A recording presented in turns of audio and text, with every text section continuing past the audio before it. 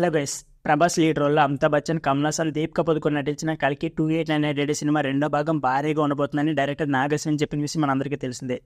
ఇకపోతే మహానాడు తర్వాత తన థర్డ్ ప్రాజెక్ట్ని ఇంత భారీ స్కేల్లో తెరకెక్కిస్తారని ఎవరు ఊహించలేదు. వైజయంతి బ్యానర్ వల్ల ఇదంతా సాధ్యమైందని చెప్పుకోవచ్చు. ఇక కల్కి 1 సెన్సేషన్గా నిలిచింది. అయితే కల్కి 2898 ఫ్యూచర్ ఎలా ఉండబోతుందో చూపించారు డైరెక్టర్ నాగశ్విన్. సినిమాలో అశ్వత్థామ పాత్ర అమితాబ్ బచ్చన్ నటించారు. సినిమా చివరిలో ప్రభాసే కర్ణుడిగా రివీల్ కూడా చేశారు. ఇక కల్కి రెండో భాగం మొత్తం అశ్వత్థామ, కర్ణుడు, అర్జున్ మధ్య ఉంటుందని తెలుస్తుంది. అయితే కల్కి 2 గురించి ఒక ఎక్స్క్లూజివ్ అప్డేట్ అయితే రివీల్ అయింది.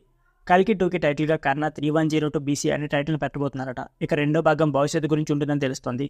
మహాభారత, కురుక్షేత్రం సంబంధించి రెఫరెన్స్ కూడా ఉంటాయని టాక్ కూడా ఉంది. ఇక కర్ణ, అర్జున్ మధ్య యుద్ధం సన్నివేశాలు కూడా ఉండే అవకాశం కూడా లేకపోలేదు. కల్కి 2లో సుప్రీమాస్కిన్ పాత్ర కూడా డిఫరెంట్గా ఉండబోతుందని తెలుస్తుంది.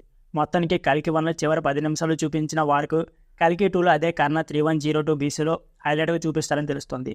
అయితే ఇప్పటికే ప్రభాస్ కరుణుడిగా రివీల్ కాగా అర్జునుడిగా విజయ్ దేవరకొండ చేస్తున్నారు. ఇక సినిమాలో కృష్ణుడి పాత్రను అలాగే ఎలాంటి ముఖం చూపించకుండా చేయాలనుకుంటున్నారు నాగశ్విన్.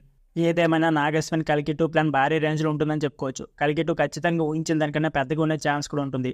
ఇక కల్కి 2 నిజంగానే కర్ణ 3102 BCకి వస్తుంది లేదని తెలుస్తుంది. ఇక కల్కి 2 సినిమా అయితే నెక్స్ట్ ఇయర్ సెట్స్ పైకి వెళ్ళే ఛాన్స్ కూడా ఉంది. కల్కి సెకండ్ పార్ట్కి సంబంధించి కూడా కొంత షూటింగ్ అయిపోయింది కాబట్టి సినిమాను అనుకున్న షెడ్యూల్ ప్రకారం పూర్తి చేసి రివీల్ చేయాలని కోరుకుంటున్నారట రెబల్ ఫ్రెండ్స్. సో ఫ్రెండ్స్, ఇదే వీడియో. ఈ వీడియో నచ్చితే please like, share and subscribe my channel. Thank you for watching.